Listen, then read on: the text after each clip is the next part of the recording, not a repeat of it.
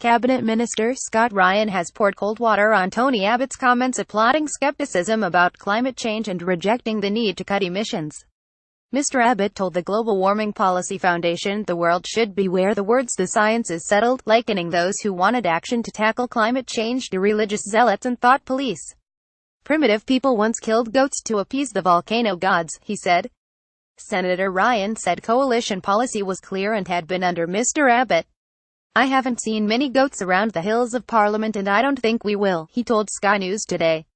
But in 2015, when these targets were announced, the then Prime Minister described them as economically responsible, and reducing emissions has long been coalition policy. It's been coalition policy at every election I've been a candidate since 2007. Watch and read Tony Abbott's bizarre climate change speech. Play video. Play me Tucker and time. Duration time 115. Loaded 0% progress 0% stream type 11 remaining time 115 playback rate 1 chapters descriptions off select description subtitles off selected subtitles caption settings opens captions settings dialogue captions off selected captions in main selected audio track full screen replay. This is a modal window. Caption settings dialogue beginning of dialogue window. Escape will cancel and close the window.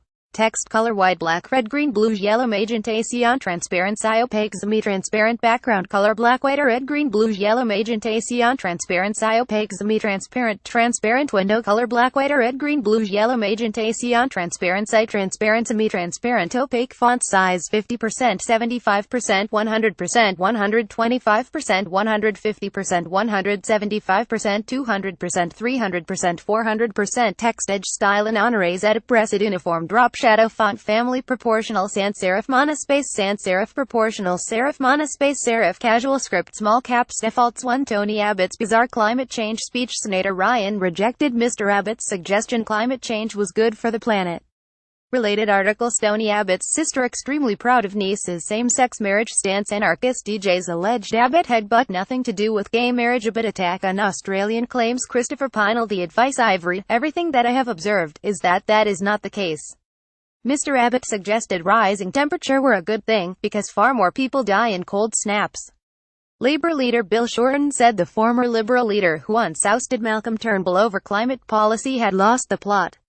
"We see Turnbull is paralysed by fear and infighting in the Liberal Party and he can't do anything meaningful. Meanwhile, Australia has an energy price crisis and an energy supply crisis," Mr. Shorten told reporters in Brisbane.